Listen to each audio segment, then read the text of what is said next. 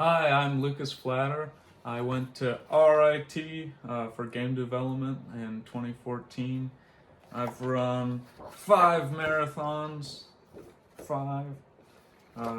Went to University of Mary Washington in Fredericksburg, Virginia for my MBA. And I have made this comic book that you can pre-order, and I'm going to teach you guys how to make one of these booklets on a MacBook. Alright, so the first 10 pages are all done on just one side. One thing that you would want to check before you do anything else, and I would do this every single time because just last time I was doing this, it flipped 2 of the pages randomly. So what I have done is, in my printer, when it has this page set up, I just took this into Microsoft Word and printed it out. So this is the first page, and then going backwards, we should see each one just like that. So I'm going to do a quick check. Okay, I just did my checklist thing. This was actually the first page that it was printed, which is the cover page. I'm actually not going to print anything on the cover page on the back side, so we're just going to leave it there. And then by default, my Epson printer, the setup when you're printing on the other side is to flip just like this. So I flip the whole stack, and then it goes in reverse order, so it'll start on this page, and I actually have my second pass on the other side of the sheet, so it's going to do a blank page first, which I'm going to skip. Then it's going to want to print the intro page and then continue on. So what I actually do is, instead of printing this blank page on the back, I just skip this blank page, and then I print this one on the back of another blank page. So what I'm going to do is grab another sheet and add that to the stack, and then I'm going to keep the stack just like I had it and put it in the printer. Alright, now just in case something happened to you when you were traveling from this part of the room to the printer, it's quite the distance, so anything could happen. You just check, make sure that the orientation is the same. This side is up, and then from the image's perspective, this side is up. So top of the page and then top of the image that way. One thing that I did is draw a little guide for yourself on a piece of paper. So I have a piece of paper that says this way is up, and then I drew a little smiley face saying that way is the top of the image. So everything's loaded in. So pretty much we'll go back to the computer now. You've already printed your odd pages, which are the front sides, and now your printer is all done. Everything's gone through. You set up the pages on the printer physically. You'll see the same dialog pop up as before. Just like before, I'm going to remove my blank page. So the blank page would have been the cover sheet. I don't want to print on the back of the cover sheet, and I'll show off the completed booklet to show how that looks, but I'm going to print this on the back of a blank sheet, so the booklet will actually open up to a blank page, and then another blank page, and then go into these pages. So I'm just looking for a range of 1 to 10, which is correct. Turning double-sided on like before. I'm not going to change anything here. And then just like before, just quickly make sure that tabloid is set, has my paper size. But really, you shouldn't have to change much here. Just make sure that the same things are on. I would also recommend saving a preset. And then you hit print, and that's it. Alright, my printer is starting to spin up. It's going to print the even pages, which are the back sides of my book. And like I showed off before, I have one of these sheets that's going to tell me what prints I should be expecting. It's a little bit more important on this side because if a blank page gets put through on the first pass, it's not a big deal. You just have a blank page and you put it back in the printer or whatever. But if this happens to skip a sheet or change the order, we're going to want to cancel it right away because we could end up, printing on all of these sheets that are already partially done incorrectly. And believe me, it happens if you're not paying attention, or maybe you happen to have one of the settings wrong on the computer, or anything really. Epson just decides not to work for some reason. I have a big stack of papers over there that didn't actually go through correctly. But I'm not going to, stand here and watch it the entire time. What you want to do probably is just, glance over every couple minutes when it's switching sheets.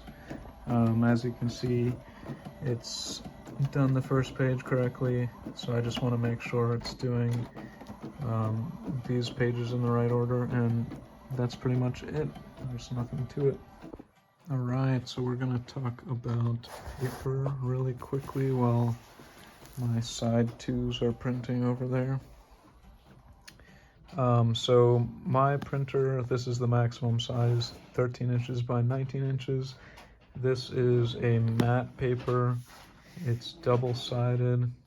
Matte meaning that it has kind of a rough, like copy paper kind of texture. Matte is good for if you're creating some kind of notebook, or something that might need to be written in. Or I even have this example of, this is one of the greatest comic book artists that there is. He releases this book. This is all matte finish, so it's done sometimes. I'm not really a comic book, paper comic book expert or anything, but sometimes they're in matte finish. But it really depends on your style. I actually print my booklets on this glossy paper. The main thing that you want to pay attention to is the weight and whether it's double-sided and what the finish is. We talked about finish. If it's not double-sided and you print on it on the incorrect side, it's going to just be this mess of smeared ink, and it's going to get everywhere, and it's going to be really messy and it's nasty, and you don't want that to happen. So do not try to print unless it's double-sided, a booklet like this particularly. And this weight is how thick the paper is. You might see GSM or you might see G/M squared. They both mean grams per square meter, or grams per meter squared. If you're looking on Amazon or if you're somewhere buying paper, you're probably going to see GSM, and it correlates to the pound. So if you have like a 45-pound paper, it's going to be above 120 GSM. This paper, you can see this is the same thickness. It's a little thick, but it's fairly flexible, like it's going to move in the breeze. That's good for booklet making, especially if your booklet has a lot of sheets. But if you get into paper that's 60 to 80 pounds, it's going to be significantly thicker, like a cardstock. I have one here that's, what is this one? This one's 48 pounds, so it's slightly thicker. It's noticeably thicker. But really, you're going to have to get into that 60-pound to 80-pound range to have a real big difference if you really want to make like a poster or something. And that's pretty much it. Double-sided, definitely double-sided, and then make sure your printer supports that size. That's pretty much it. You might want to try a different few different types of paper. I have this cheap paper that's just copy paper if I'm trying to do like test prints or something that correlates with the same size I'm actually using. So just experiment and see what works. Don't spend a ton of money on paper if you don't know what you're doing, because my paper is fairly entry level, 20 something cents a sheet, but you can easily get to over $1 a sheet. So at that point you don't want to mess around. Okay, so we printed on the front and we printed on the back. All of our sheets are all printed on. If you think about this as a business, then each of these sheets is 20 cents each, but then once I print on both sides of them, I can sell it for $10. So now we got to be really careful. We don't want to lose all of that time that it took to print, all the ink, all the pages. But since it's so close and it's gone through so many steps, you don't want to lose it. And I always keep this, before I use it, I read the entire instructions every single time. No, I don't really, but I just kept this to show. This is the kind of paper cutter I have. It's a Carl heavy duty rotary paper trimmer DC-210N / etc. It is important because if you look at this cutter that I have, that's an X-Acto. It's a guillotine style. I didn't find that to be very effective at what we're going to be doing, so we'll just skip all that and then I'll show you the first cut. I'll keep the blade above whatever I'm going to cut. If you keep it here and then you press down, you're going to go right into the paper, and I don't know if that's going to cause any marks or something, but I just don't like to do it. You got to press a little bit hard, but you don't want to press so hard that you're going past your paper. And I'll show you why in a second. Alright, because if you will look at this, this is the cutting mat, and if you have like a big gouge in this plastic or something, you're not going to get a straight line cut anymore. They ship this with one replacement mat, and then you can flip the mat.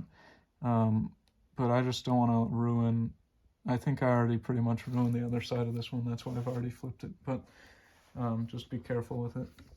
So on this rotary trimmer, this green clamp, it actually pushes down across the paper, and anything past that line is supposed to be cut.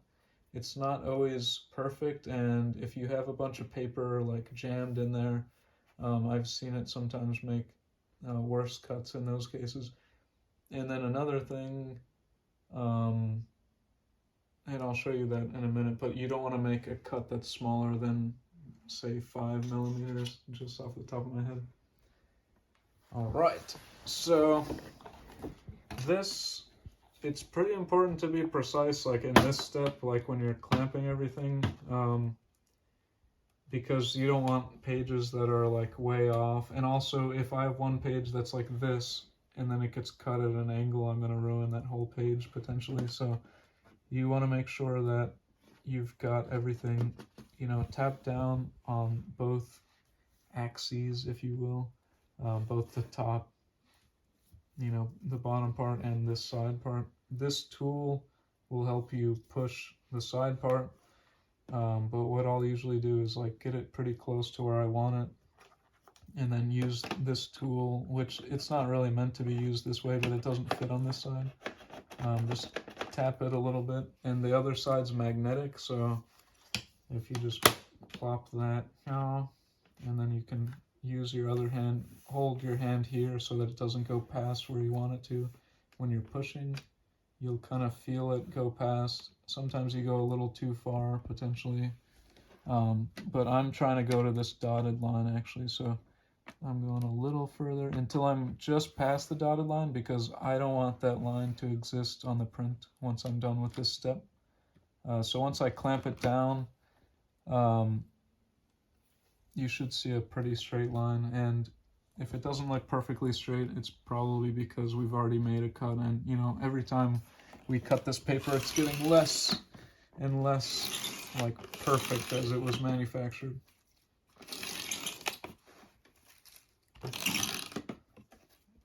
Just done on that one. These sides I'm not as careful with because I'm ultimately going to fold up this all like this, so at some point these edges are going to get cut anyways.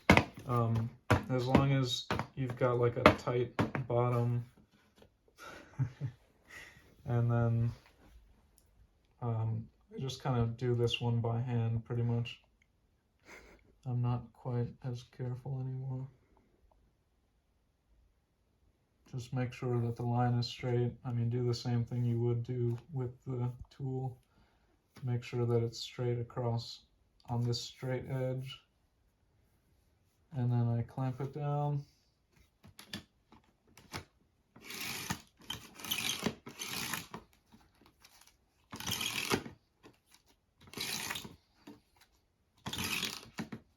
All right. And this cut is going to be the least precise of all because it's the last one, and by now I've lost interest. So if you see your comic book come in the mail and it's like this, it's because it was the last cut. What can I say? Let's see. Okay.